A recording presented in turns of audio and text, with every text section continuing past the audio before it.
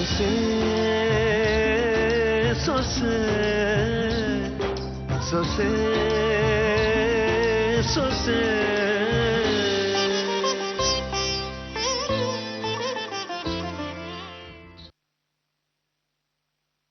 ಹೇಳಿದ್ನಲ್ಲ ಕೀರ್ತಮ್ಮ, ಕೇಶವಣ್ಣ ನನ್ನ ತಲೆಗೆ ಬಾಟ್ಲಲ್ಲಿ ಹೊಡೆದ ಅಂತ ಬಾಯಿ ಬಡ್ಕೊಂಡ್ ಬಂದ್ಲು. ಎಲ್ರು ಅವ್ರನ್ನ ಬೈಯಕ್ ಹೋದಾಗ ಅಯ್ಯೋ ಅವ್ರಿಗೆ ಬೈಬೇಡಿ, ಅದು ಅವ್ರ ತಪ್ಪಲ್ಲ, ಅವ್ರ ಒಳಗಡೆ ಇರೋ ಕುಡ್ತಾ ಅಂತ ಹತ್ತು ಕರೆದು ಒಳ್ಳೆ ಒಳಾದ್ಲು. ಅದೆಲ್ಲ ಹೇಳಿದ್ರಲ್ಲ ಅಣ್ಣ, ಈಗೇನು ಅಂಜಲಿ ಹುಷಾರಾಗಿದ್ದಾಳ? ಅವಳು ಆರಾಮಾಗೇ ಇದ್ದ. ಆದ್ರೆ ಕೇಶವಣ್ಣನ್ ಕರ್ಕೊಂಡು ಹೋಗಿ ಕುಡ್ತಾ ಬಿಡಿಸೋ ಕೇಂದ್ರಕ್ಕೆ ಸೇರಿಸಿದ್ದಾರೆ. ಏನು? ಹೌದಮ್ಮ, ಕೇಶವಣ್ಣ ಯಾವತ್ತೂ ಕುಡ್ದೋರಲ್ಲ.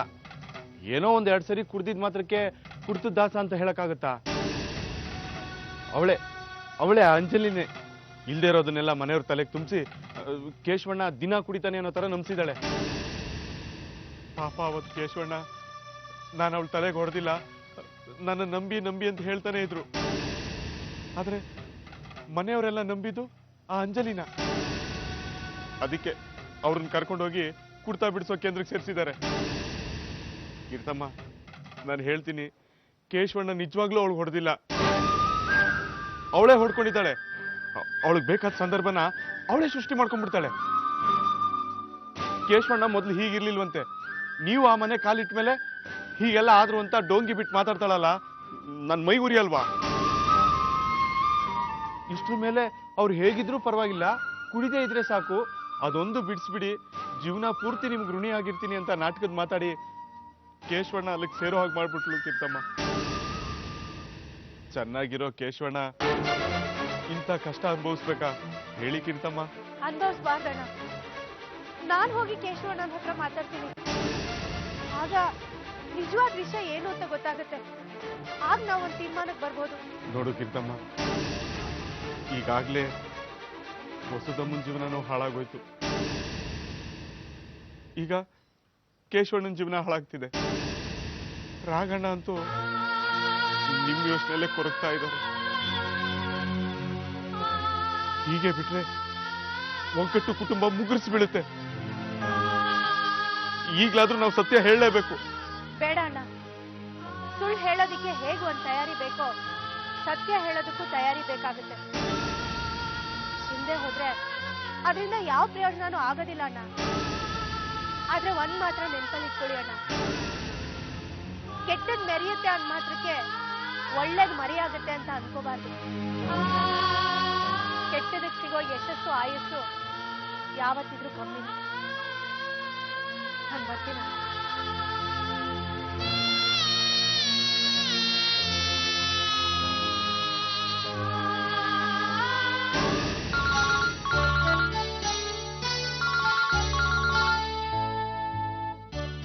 ಹಲೋ ಅಪ್ಪ. ಮಗಳೇ, ಎಲ್ಲ ರೆಡಿಯಾಗಿದೆ, ಯಾವುದಕ್ಕೂ ಯೋಚನೆ ಮಾಡೋ ಹಾಗಿಲ್ಲ. ಮನೆಯವರೆಲ್ಲ ಒಪ್ಕೊಂಡ್ರಪ್ಪ? ಅಯ್ಯೋ, ಕೆಲಸ ಅರ್ಜೆಂಟಾಗಿ ಆಗ್ಬೇಕಾಗಿರೋವಾಗ ಎಲ್ರನ್ನೂ ಒಪ್ಪಿಸ್ಕೊಂಡು ಕೂತ್ಕೊಳ್ಳೋಕೆ ಆಗಲ್ಲಮ್ಮ. ನಾನು ಅದಕ್ಕೆ ಬೇರೆ ದಾರಿನೇ ಹುಡುಕಿದೆ. ಯಾವ ದಾರಿಪ್ಪ? ಆ ಡೀಟೇಲ್ಸ್ ಎಲ್ಲ ನಿನಗೆ ಯಾಕೆ ಮಗಳೇ? ಈಗೇನು ನಿನ್ ಗಂಡನ ಬಾಸ್ಗೆ ಪಿಂಡ್ಯದಲ್ಲಿರೋ 4 ಎಕರೆ ಜಾಗ ರಿಜಿಸ್ಟರ್ ಆಗ್ಬೇಕು, ಅದಾಗತ್ತೆ. ಅಲ್ಲಪ್ಪ, ಅದು ಅಯ್ಯೋ ಮಗಳೇ, ನಿಮ್ ತಾತಿನ ಇಡೀ ಆಸ್ತಿ ಇರೋದು ದಯಾನಂದ ಭಾವನ ಹೆಸರಲ್ಲಿ. ಅವ್ರು ಒಪ್ಪಿದ್ರೆ ಎಲ್ಲ ಮುಗೀತು. ನಾನು ಅವ್ರನ್ನ ಕರ್ಕೊಂಡು ನಾಳೆ ಬೆಳಗ್ಗೆ 11 ಗಂಟೆಗೆ ಸರಿಯಾಗಿ ಸಬ್ ರಿಜಿಸ್ಟರ್ ಆಫೀಸ್ಗೆ ಬರ್ತೀನಿ. ನೀನು ನಿನ್ನ ಗಂಡನ ಕರ್ಕೊಂಡು ಅಲ್ಲಿಗೆ ಬಂದ್ಬಿಡು. ಸರಿಯಪ್ಪ, ಆಯ್ತು. ಮಗಳೇ, ಕಂಪ್ನಿ ಲಾಯರ್ ಹೇಳಿ ಯಾವ್ಯಾವ ಪೇಪರ್ಸ್ನ ರೆಡಿ ಮಾಡಿಸ್ಬೇಕು ಅದನ್ನೆಲ್ಲ ರೆಡಿ ಮಾಡಿಸೋಕೆ ನಿನ್ನ ಗಂಡಂಗೆ ಹೇಳ್ಬಿಡು. ಬಿಡು, ನಾಳೆ ಯಾವುದೇ ಕಾರಣಕ್ಕೂ ನೀನು ಯಾರ ಕಣ್ಗೂ ಅಲ್ಲಿ ಬೀಳಬಾರ್ದು. 11 ಗಂಟೆ ನಾಲ್ಕ ಇದೆ ತಾನೆ? ಓಕೆ, ಬಾಯ್. ಸರಿ ಸರಿ ಸರಿ.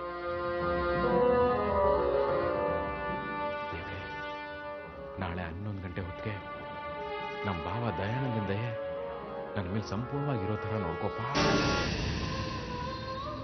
ಇದೆಂತ ಪರಿಸ್ಥಿತಿ ಕೀರ್ತಿ. ಜೀವನದಲ್ಲಿ ನಡೆಯೋದು ಸುಲಭ, ಆದ್ರೆ ನಡೆದಿರೋದನ್ನ ಮರೆಯೋದು ಕಷ್ಟ. ನೋಡ್ಬಾರ್ದು ಅಂತ ಡಿಸೈಡ್ ಮಾಡಿದ್ಮೇಲೆ ಕಂಡ್ರಪ್ಪೆ ಅದಕ್ಕೆ ಸಹಾಯ ಮಾಡುತ್ತೆ. ಆದ್ರೆ ಕಣ್ಗುಡ್ಡೆ ಮೇಲಿರೋ ನಿನ್ ಚಿತ್ರ ಅದನ್ನ ಮುಚ್ಚೋಕೆ ಯಾವ ರೆಪ್ಪೆ ಇದೆ. ತುಂಬಾ ನೋವಾಗ್ತಿದೆ ಕೀರ್ತಿ. ನೀ ನನಗೆ ಸಿಗ್ಬೇಕು. ನಾನು ನಿನ್ನ ಹತ್ರ ಮಾತಾಡ್ಬೇಕು. ಕೈ ಹಿಡಿದು ಜೊತೆಲಿ ನಡೀತಿದ್ರು ಪರವಾಗಿಲ್ಲ. ಆದ್ರೆ ನೀನ್ ಎಡವದೇ ಇರೋ ತರ ನೋಡ್ಕೋಬೇಕು. ದೇವ್ರ ಮೇಲೆ ನನಗೆ ತುಂಬಾ ಸಿಟ್ಟು ಬರ್ತಿದೆ. ಒಳ್ಳೇದಕ್ಕೆ ಇಷ್ಟೊಂದು ಕಷ್ಟ ಬರುತ್ತೆ ಅಂತ ಮುಂಚೆನೆ ಗೊತ್ತಿದ್ರೆ ಕೆಟ್ಟವನಾಗ್ತಿದ್ದೆ ಕೀರ್ತಿ. ನನ್ನ ಬಾಳನ್ನ ಹಾಳು ಮಾಡ್ತಿರೋ ಒಳ್ಳೆತನದ ಮುಸ್ಕು ನನಗೆ ಬೇಕಾಗಿಲ್ಲ. ನನಗೆ ಬೇಕಾಗಿಲ್ಲ.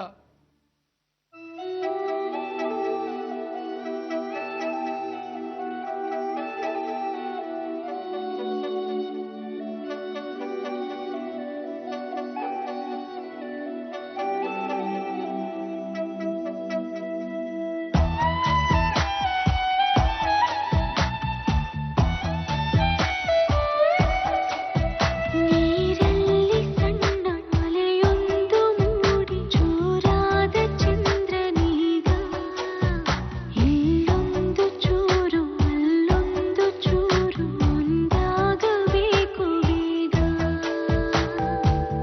ತುಸು ದೂರ ಸುಮ್ಮನೆ ಜೊತೆಯಲ್ಲಿ ಬಂದೆಯ ನಡುವೆಲ್ಲೋ ಮೆಲ್ಲಗೆ ಮಾಯವಾದೆಯ ನೀರಲ್ಲಿ ಸಣ್ಣ ಅಲೆಯೊಂದು ಮೂಡಿ ಜೋರಾದ ಚಂದ್ರನೀಗ ಇಲ್ಲೊಂದು ಚೂರು ಅಲ್ಲೊಂದು ಚೂರು ಒಂದಾಗಬೇಕು ಬೇಗ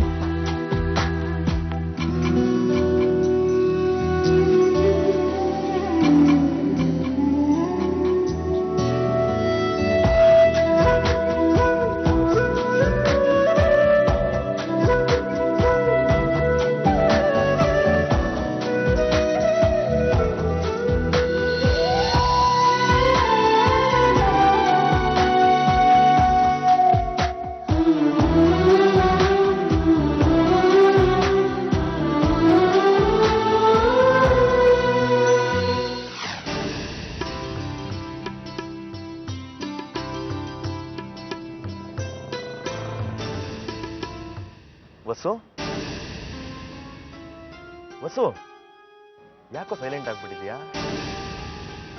ನನ್ನಿಂದ ಏನಾದ್ರು ಬೇಜಾರ ಚಿನ್ನ? ಹಾಗೇನಿಲ್ಲ. ಆರಾಮಾಗಿದ್ ನಮ್ಮಿಬ್ರು ಮಧ್ಯೆ ಈ ಆಸ್ತಿ ಅನ್ನೋ ವಿಷಯನ ನಿಮ್ MD ಯಾಕಾದ್ರೂ ತರಬೇಕಿತ್ತು. ಅದರಿಂದ ಎಲ್ಲರಿಗೂ ಟೆನ್ಷನ್. ಬಿಡು, 11 ಗಂಟೆ ಅಷ್ಟೊತ್ತಿಗೆ ಎಲ್ಲ ಮುಗ್ದೋಗುತ್ತಲ್ಲ. ಮುಗ್ದೋಗುತ್ತೆ. ದೇವ್ರೇನೋ ದಾರಿ ತೋರಿಸಿದಾನೆ. ನಮ್ಮಪ್ಪ ಏನೋ ಮಾಡ್ತಾರೆ, ಆದ್ರೆ ಮತ್ತೆ ಇಂಥದ್ದು ಆಗ್ಬಾರ್ದು ಚೇತನ್. ಖಂಡಿತ ಆಗೋದಿಲ್ಲ ಅಂತ ನಾನ್ ಪ್ರಾಮಿಸ್ ಮಾಡ್ತೇನೆ. ಬಾ. ಸರಿ, ದಾರಿ ತೋರಿಸಿದ ದೇವ್ರಿಗೆ ಒಂದ್ ನಮಸ್ಕಾರ ಮಾಡ್ಕೊಂಡು ಹೋಗೋಣ. ಅಂದ್ರೆ ರಿಜಿಸ್ಟರ್ ಆಫೀಸ್ಗೆ ಹೋಗಕ್ಕೆ ಇನ್ನೂ ಟೈಮ್ ಇದೆ ಅಲ್ವಾ? ಹಾಗೆ ದಾರಿಲಿ ಹೋಗ್ತಾ ಯಾವ್ದಾದ್ರು ದೇವಸ್ಥಾನಕ್ಕೆ ಹೋಗೋಣ. ಯಾ, ಶ್ಯೂರ್.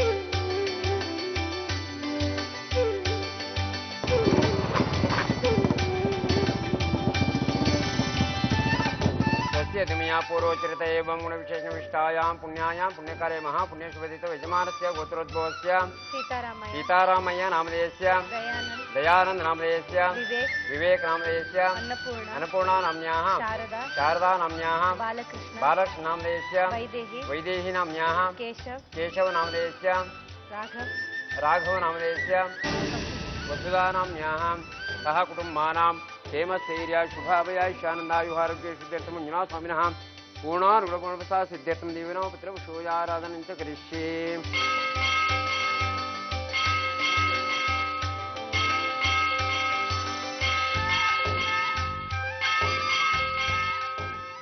ದೇವ್ರೆ, ಕೇಶವಣ್ಣನ ಜೀವನ ಸರಿ ಹೋಗ್ಬೇಕು ಅಂದ್ರೆ ಆ ಮನೆಯವರು ಅವರನ್ನ ನೋಡ್ತಿರೋ ದೃಷ್ಟಿ ಬದಲಾಗ್ಬೇಕು.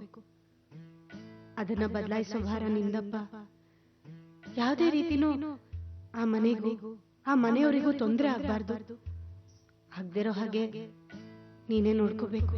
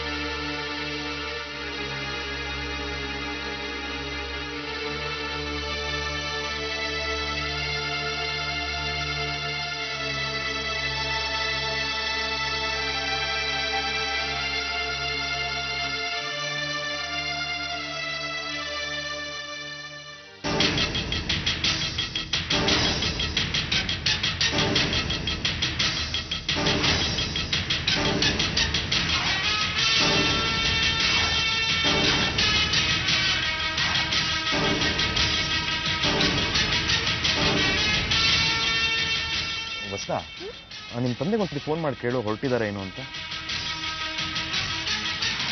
ಬಾಲಕೃಷ್ಣ ಅವರು? ಹಾಗಾದ್ರೆ ಬಾಲಕೃಷ್ಣ ಮತ್ತೆ ವಸುಧಾ ಕಾಂಟ್ಯಾಕ್ಟ್ ಅಲ್ಲಿ ಇದ್ದಾರಾ? ಫೋನ್ ಅಟೆಂಡ್ ಮಾಡಿ. ಯಾರ್ ಫೋನು? ಯಾರೋ ಕೆಲ್ಸಕ್ಕೆ ಬಾರ್ದವ್ರು ಫೋನ್ ಮಾಡ್ತಾ ಇರ್ತಾರೆ. ಯಾಕೆ ಬಸ್ಸು ಫೋನ್ ತೆಗಿತಿಲ್ವಾ? ರಿಂಗ್ ಆಗ್ತಾ ಇದೆ.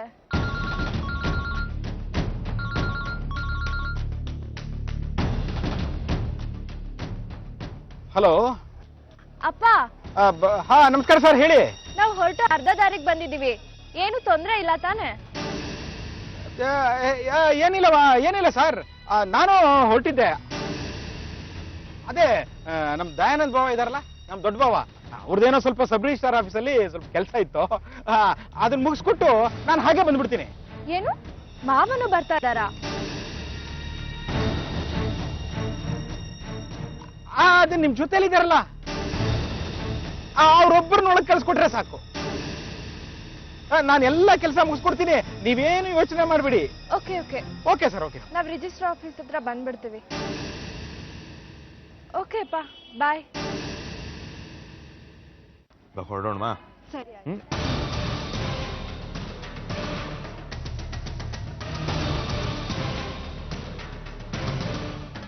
ಅಪ್ಪ ಅಂತಿದ್ದಾಳೆ, ಮಾವ ಅಂತಿದ್ದಾಳೆ, ರಿಜಿಸ್ಟರ್ ಆಫೀಸ್ ಅಂತಿದ್ದಾಳೆ.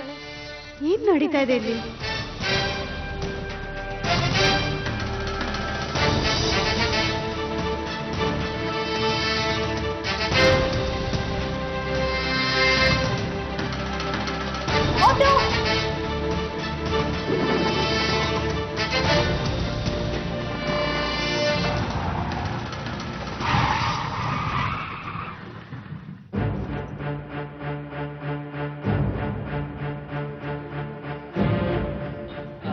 ಬಂತಲ್ಲ ಬಾವ, ಬನ್ನಿ ಹೋಗೋಣ. ಹೋಗೋಣ ಬಾವ, ಹೋಗೋಣ. ಕಾಫಿ ಗೀಫಿ ಕುಡ್ಕೊಂಡು. ಅಯ್ಯೋ, ಅದಕ್ಕೆಲ್ಲ ಟೈಮ್ ಇಲ್ಲ ಬಾವ, ಕೆಲಸ ಮುಗಿಸ್ಕೊಂಡು ಹೊಡ್ತಾ ಇರ್ಬೇಕು. ಬನ್ನಿ ಹೋಗೋಣ. ಹೋಗೋಣ ಬಾವ, ನೀವೇನ್ ಟೆನ್ಷನ್ ಮಾಡ್ಕೋಬಿಡಿ, ಎಲ್ಲ ನಾನು ಮ್ಯಾನೇಜ್ ಮಾಡ್ತೀನಿ. ಇನ್ನೇನ್ ಲಾಯರ್ ಬಂದ್ಬಿಡ್ತಾರೆ. ಓ, ಇದಕ್ಕೆ ಲಾಯರು ಬೇಕಾ? ಏನ್ ಬಾವ ನೀವು ತಮಾಷೆ ಮಾಡ್ತಿದ್ರಲ್ಲ, ಗೌರ್ಮೆಂಟ್ ಆಫ್ ಇಂಡಿಯಾ ಡಾಕ್ಯುಮೆಂಟ್ ಅಲ್ವಾ, ಲಾಯರ್ ಬೇಕೇ ಬೇಕು. ಹೌದಾ? ಏನಪ್ಪ ಇದೆಲ್ಲ ನನ್ಗೆ ಅರ್ಥ ಆಗಲ್ಲ. ಸರಿ ನಡೀರಿ, ಹೋಗೋಣ. ಇದು ಲಾಯರ್ ಬರ್ಲಿ.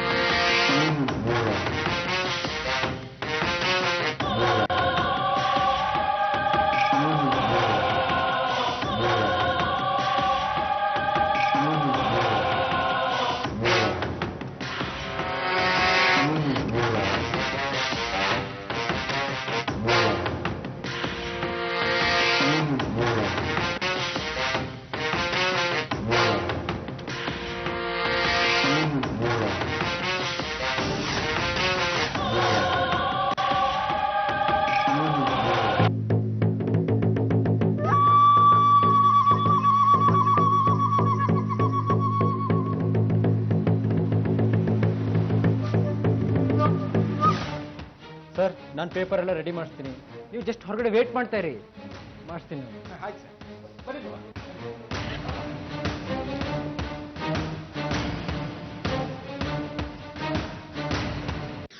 ಹಲೋ ಅಣ್ಣ, ನಾನ್ ಕೀರ್ತಿ. ಏನ್ ಹೇಳಮ್ಮ? ಹೊರಗಡೆ ಇದ್ದೀರಾ? ಇಲ್ಲಮ್ಮ, ಮನೇಲೇ ಇದ್ದೀನಿ, ಆದ್ರೆ ಹೊರಗಡೆ ಇದ್ದೀನಿ. ಹೇಳಮ್ಮ. ಅಣ್ಣ, ಸರಿಯಾಗಿ ಕೇಳಿಸ್ಕೊಳ್ಳಿ. ನಾನೀಗ ಸಬ್ ರಿಜಿಸ್ಟ್ರಾರ್ ಆಫೀಸ್ ಎದುರುಗಡೆ ಇದ್ದೀನಿ. ಇಲ್ಲಿ ನಾನು ದಯಾ ಮಾವ ಹಾಗೆ ಬಾಲಕೃಷ್ಣ ಅವ್ರನ್ನ ನೋಡಿದೆ. ಇಲ್ಲೇನೋ ಗುಟ್ಟಾಗಿ ನಡೀತಿದೆ ಅಣ್ಣ, ಏನು ಅಂತ ಗೊತ್ತಾಗ್ತಿಲ್ಲ. ನಮ್ ದಯನ ಗುಟ್ ಮಾಡೋರಲ್ಲ. ಆದ್ರೆ ಬಾಲಕೃಷ್ಣ ಅವರು ಜೊತೆಲೇ ಇದಾರಲ್ಲ ಅಣ್ಣ. ಹಾಗಾದ್ರೆ ಏನೋ ಆಗ್ತಿದೆ. ಅದಕ್ಕೆ ಅಣ್ಣ ನೀವೇ ಒಂದ್ಸಲ ಮಾವಯ್ಯನ ಹತ್ರ ಹೋಗಿ ಅವ್ರು ಏನಾದ್ರೂ ದಯಾ ಮಾವನ ಸಬ್ ರಿಜಿಸ್ಟ್ರಾರ್ ಆಫೀಸ್ಗೆ ಕಳ್ಸಿದಾರ ಅಂತ ಪುಟ್ಟಾಗಿ ಕೇಳ್ಕೊಂಡ್ ಬನ್ನಿ. ಆಯ್ತು, ನಾನು ಮಾತಾಡಿ ಫೋನ್ ಮಾಡ್ತೀನಮ್ಮ. ಅಣ್ಣ ಸ್ವಲ್ಪ ಬೇಗ ಮಾಡಿ, ಕಾಯ್ತಿರ್ತೀನಿ. ಆಯ್ತು, ಆದಷ್ಟು ಬೇಗ ಫೋನ್ ಮಾಡ್ತೀನಮ್ಮ. ಹಾ. ಸರಿ ಅಣ್ಣ, ಬೇಗ.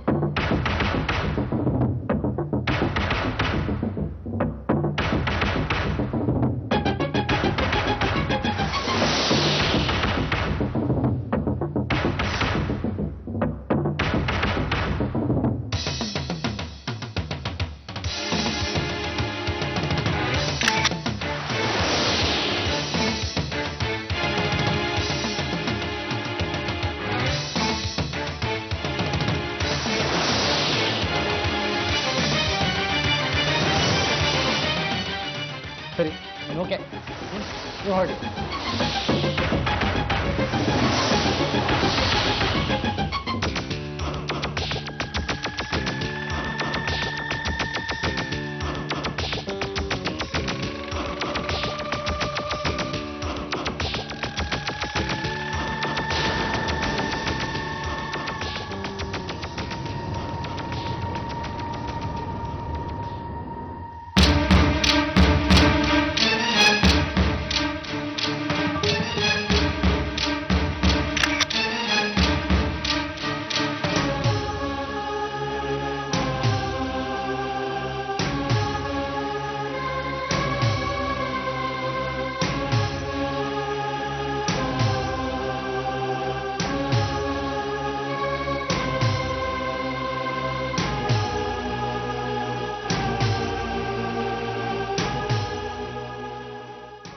ಅಪ್ಪಾಜಿ, ದಯಣ್ಣನ್ ನೀವೆಲ್ಲಾದ್ರೂ ಕಳ್ಸಿದ್ರಾ? ಇಲ್ವಲ್ಲ. ಮತ್ತೆ ಪಕ್ಕದ ಮನೆಗೆ ಸಿಲಿಂಡರ್ ತರ್ತಾನಲ್ಲ ಕೃಷ್ಣ, ಅವನು ದಯಣ್ಣನ ರಿಜಿಸ್ಟರ್ ಆಫೀಸ್ ಹತ್ರ ನೋಡಿದೆ ಅಂತಂದ. Sub registrar office? ಹಾ, ಬಾಲಣ್ಣನು ಅವ್ರ ಜೊತೆ ಇದಾರಂತೆ. ಮಿಸ್ಟರ್ ಬಾಲು, ಬನ್ನಿ ಬನ್ನಿ ಬಾ, ಬನ್ನಿ ಬನ್ನಿ ಬನ್ನಿ ಬಾ, ಇಲ್ಲೊಂದು ಸೈ ಮಾಡಿಬಿಡಿ.